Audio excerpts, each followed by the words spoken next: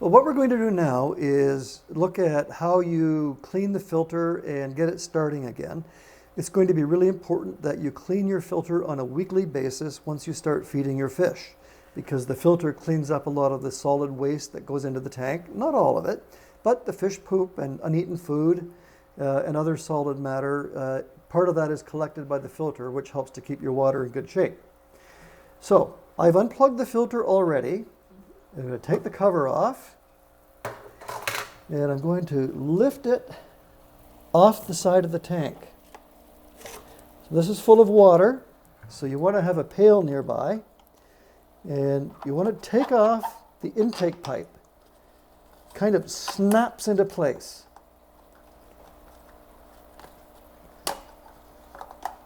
There we go. You can see we have the sponge on the end of it, and that sponge is there again to collect a bit of solid matter and to keep your young fry from getting sucked up into the filter. That does happen occasionally. Inside the filter, we've got a basket. Now, this basket has what we call filter media in it. On the bottom is a sponge. In the middle is a charcoal filter. Helps to keep the water a bit fresher.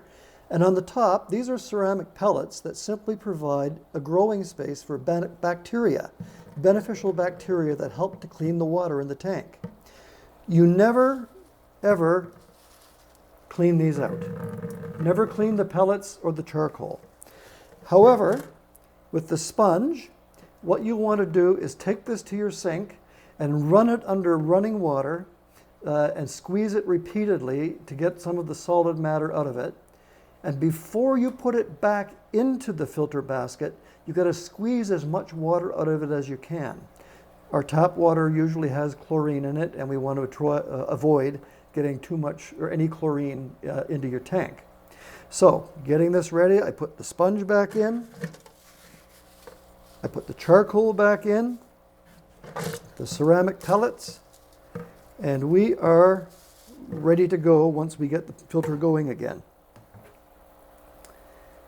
So, with the filter, you've got an electric motor, and we have to make sure that this motor is working. And it's got a little propeller in it that you can check by actually taking this off and running for just a moment to make sure the propeller is spinning freely. This is a brand new one. It's in pretty good shape. To put it back on, you pop it up and twist it back into place. There we have that. So, on top of the pump motor, you've got a hole on this side of the filter, and that's where your intake pipe is going to fit in. To get things going again, what I like to do is start off by putting the filter media back in.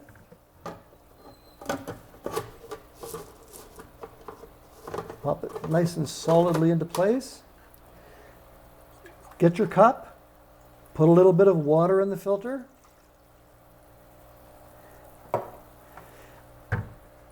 Take your intake pipe, make sure that sponge is on there. Sometimes we actually use window screen material that's held on with an elastic band. You might have that with your tank. We click this back into place, in and down. And the pipe has to be right on top of the hole where that little impeller is in the bottom. So I put a little water in. I'll be right back. I'm going to plug this in. So we don't see anything coming just yet. Again, put some more water in there. We want to help prime this pump. Can you hear it starting to work? And again, just make sure that's nice and firmly in place. The water's starting to rise up. This is quite normal. It can often take a couple of minutes to get running again. So little by little, the pump is getting primed. And our waterfall is starting. This doesn't just clean the water, it also provides oxygen to the water as well with the movement of the water from the waterfall.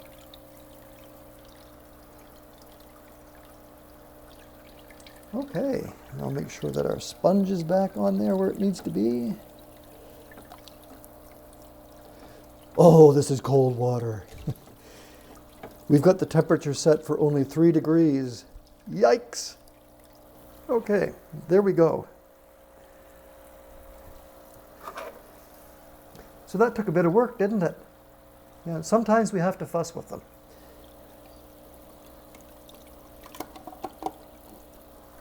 And there we go. Good pump.